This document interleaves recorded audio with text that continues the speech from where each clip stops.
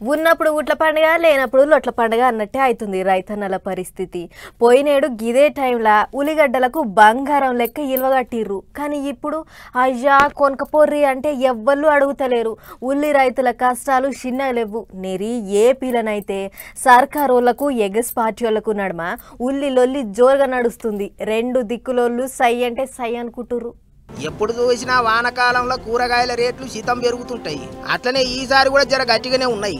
అయితే అన్నేమో గాని ఉల్లిగడ్డలకే వచ్చింది పెద్ద తిప్పలు. పోయినేడు గిదే టైంకు కింటా ఉల్లిగడ్డలు 4-5 వేలకు అమ్ముడు పోయినాయి. కానీ ఈసారి మాత్రం కింటాకు 500-600 ఇస్తామంటున్నారట. అమ్ముకోవాలన్నా అగ్గి పెట్టుకోవాలన్నా అన్నట్టే అవుతుంది రైతన్నల పరిస్థితి. నెరి ఏపీలనైతే ఉల్లి రైతుల కష్టాలు ఇంగిత ఎక్కువనే ఉన్నాయంటారు. ఇదే ముచ్చట మీద మంగళవారం నాడు మాజీ సీఎం గట్టిగానే మాట్లాడిండు.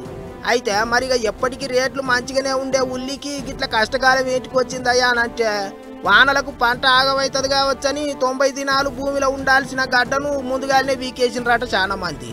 అట్లా ఈ గడ్డ సరిగ్గా ఊరక నాణ్యత లేదని రేట్లు తక్కువ చేసినరట కొనేటోళ్ళు. సరిగ్గా సందు చూసి పక్క పొంటే ఉండే బంగ్లాదేశ్ వాళ్ళు కూడా మన దానికేంచి ఉల్లిగడ్డలు కొనడు బంద్ పెట్టినరట. గట్ల తిప్పలైంది అన్నట్టు. అయితే ఇప్పటికే ఉల్లి రైతుల తిప్పలను బాపే కార్యం ముంగటేసుకున్నారట ఏపీ సర్కారోళ్ళు. క్వింటా 1200 లెక్కన కొనాలని నిర్ణయం చేసిండ్రట. రైతులను కడుపులో పెట్టుకొని చూసుకుంటాము, ఎవళ్ళేం పికర్ చేసే అవసరం లేదన్నట్టు చెప్తున్నారు. ఇగిదిట్లుంటే లీడర్ల నడుమ ఉల్లికయ్యం గట్టిగానే నడుస్తుంది. మాజీ సీఎం ఉల్లి రైతులను పరామర్శించొచ్చటాలకు సైకిల్ పార్టీ వాళ్ళంతా గయ్యన లేచిండ్రు. గా మాట్లాడేదేదో అసెంబ్లీకి వచ్చి మాట్లాడితే అయిపోయా కదా అని అడగబట్టిండ్రు.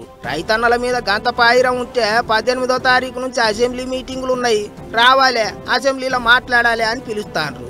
అటు వాళ్ళేమో ప్రతిపక్ష హోదా ఇచ్చి చూడుర్రే, మేమంటే ఏంటిదో చూపిస్తాం అంటారు. గిట్లా లొల్లి గట్టిగానే అవుతుంది.